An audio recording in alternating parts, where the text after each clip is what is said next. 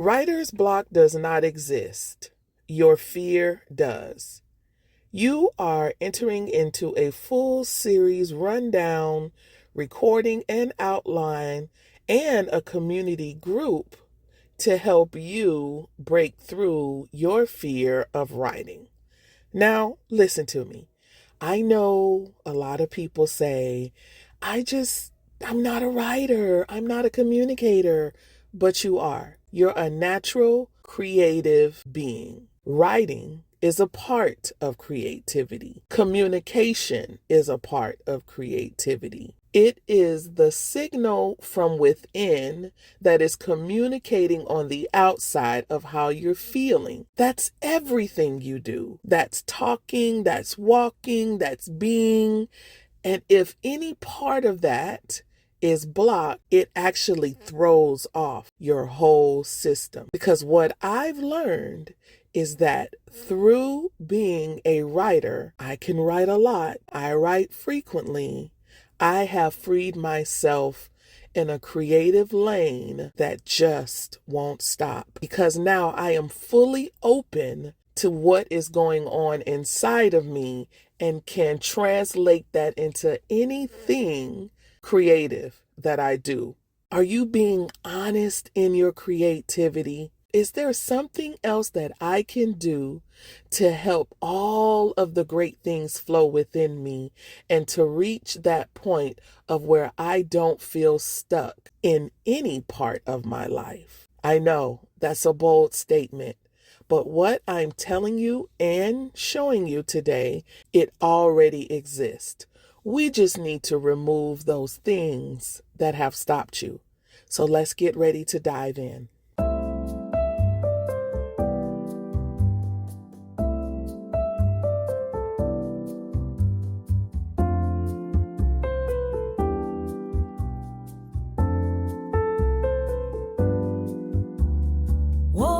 This morning, clouds were in the sky. Felt that old familiar doubt begin to rise. But a little voice inside me cleared his throat and said, don't you let those shadows mess around inside your head.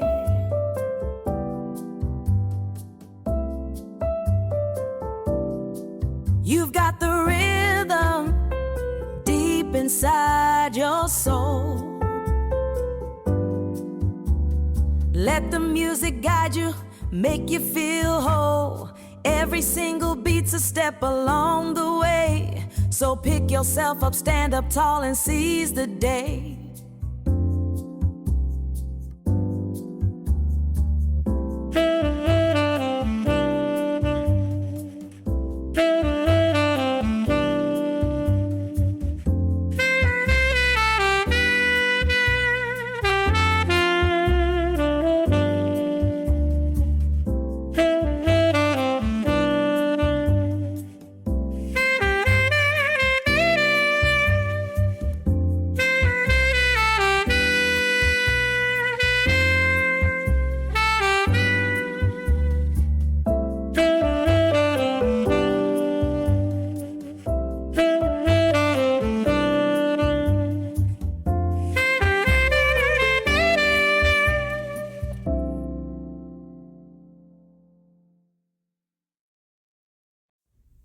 Part 1.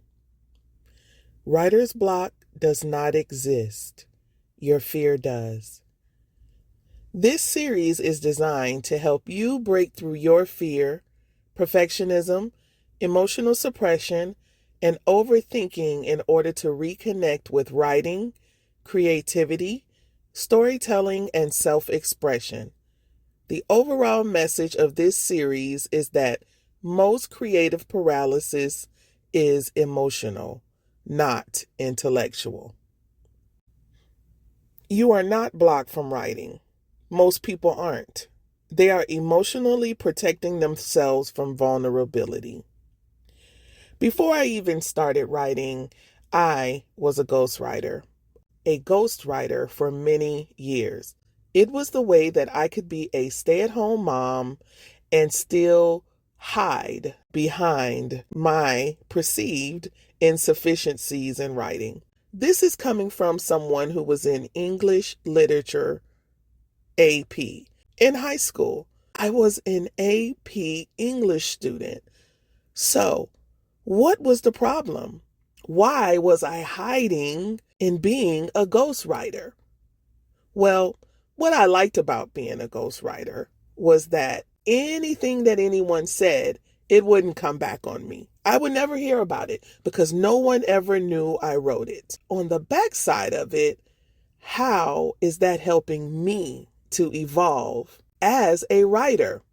It actually kept me in a stagnant place for years. I was so scared that I never ever went out on my own. In 2012, I decided that I wanted to write a script. I love music, I love movies, and I put them together. The first time I had written one was back in 2008, and I wrote it within the church. Now, that was a protected environment. Everyone loved everything I wrote because what it did was it showed my intuitive value in knowing what the pastor was going to preach about.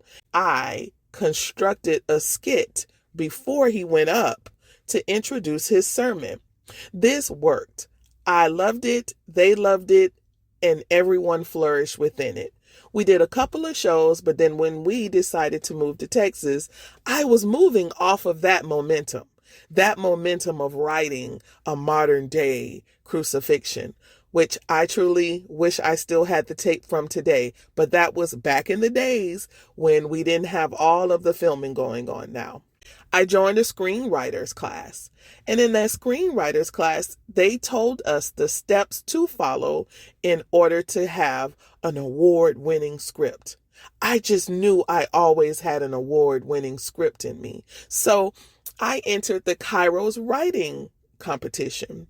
I wrote about the color Go, and it was about a girl who went blind and believed in her faith that one day she wouldn't be blind, and all she needed was to go within her faith. Great story, right? Sounds very inspirational, which this writing contest was very spirituality based. It was the only one of its kind.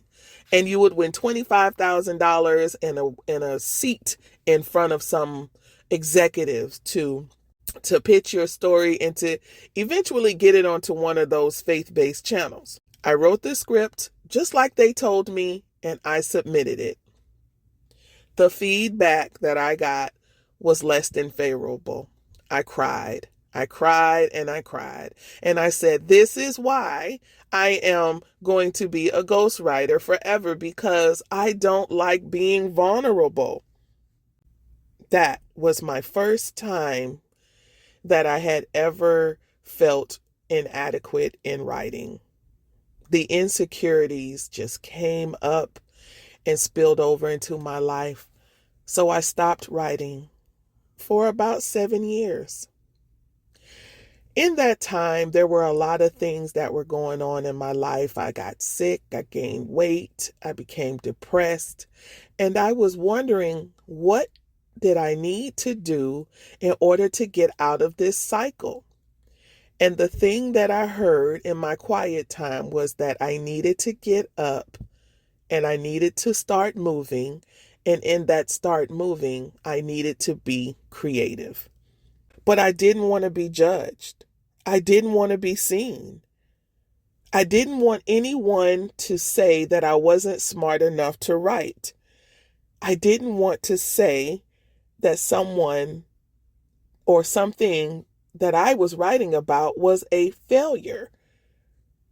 I didn't want people to mistake my honesty in anything other than what it was. So, let me ask you, what have you been afraid to say out loud? Because when you write, this is you translating all of the feelings about whatever you're writing about to a space where anybody can see it. And now there are so many ways that you can do that. But there are also so many ways that people can project their judgment, their lack of being seen, their lack of thinking intelligently, and their lack of failure and dishonesty on you. You see, the first block comes from thinking that everyone thinks about you the way that your insecurities come up in you. You're only going to see what you're insecure about.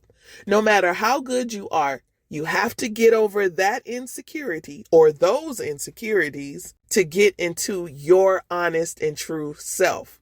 Not that you were faking it all along, but you were covering it up because of fear of judgment.